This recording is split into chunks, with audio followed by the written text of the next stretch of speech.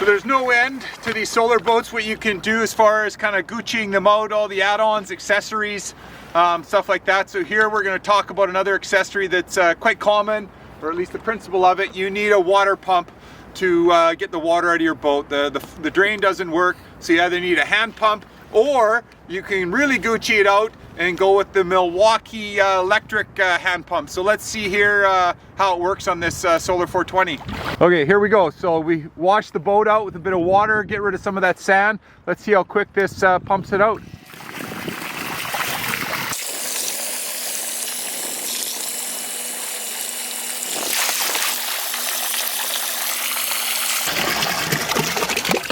There we go, just like that, emptied.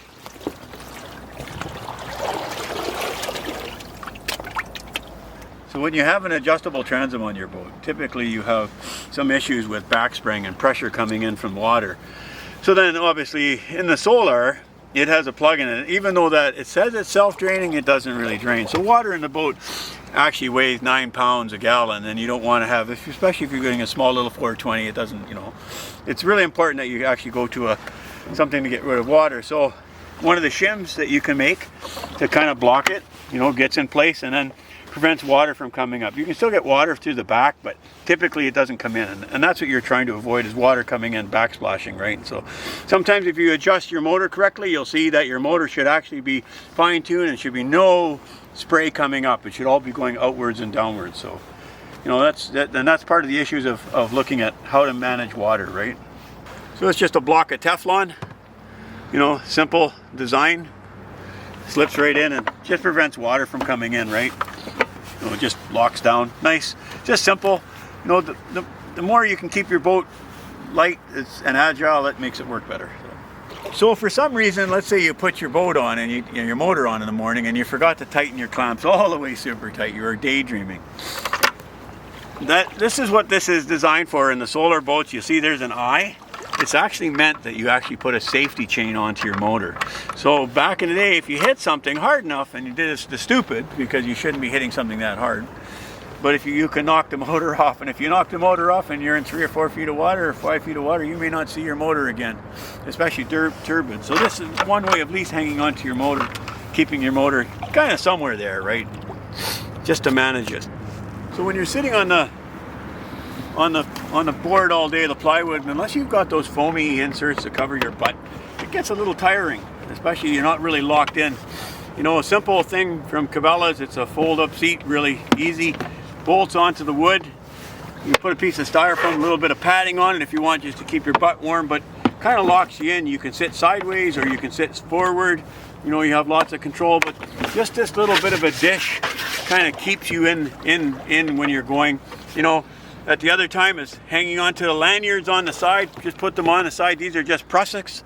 Have different lengths of them. You know, you can put them on for other people. You can put a prussics on if you have somebody else. So they actually have the hang-on rope. You know, they've got a 3-point contact. Your feet are digging in, but your butt's in there, and you're on the throttle, so you're on the tiller. You know, without them, you're kind of lost. So it makes it really important. You have different ones. This one here is a little bit longer. That's for standing. So when I want to stand in the boat, I can actually stand up and hold the boat, and I've got a good grip, and I can see what's coming. You know, this one's for when I'm short. When I'm sitting, it's quite comfortable. It's short. I can just grab it with my hand, and I've got good way of grabbing it all the time, right?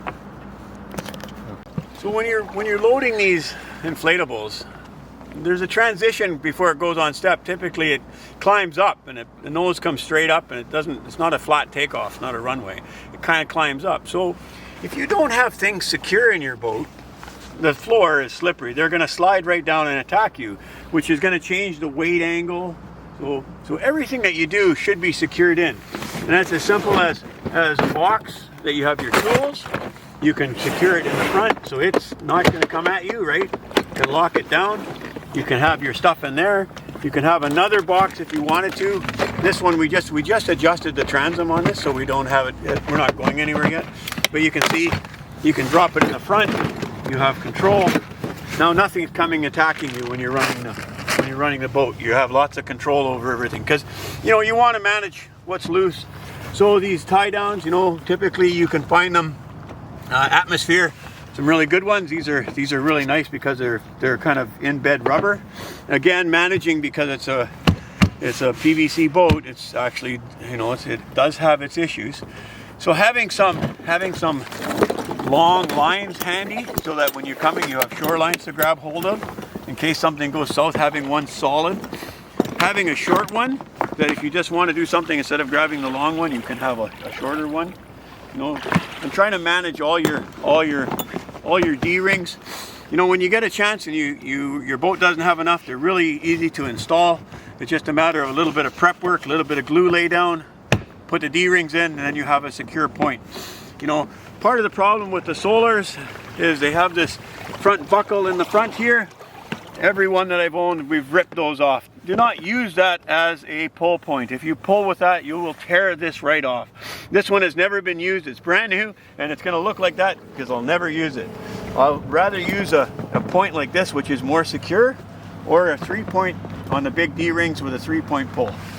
You know, so the Striz, however, has this way better design, way better, way stronger. You know. Again, extra handles, if you need extra handles for picking up, glue them on, put them on. It just makes it your job easier when you're doing work. You can grab things and lift it up.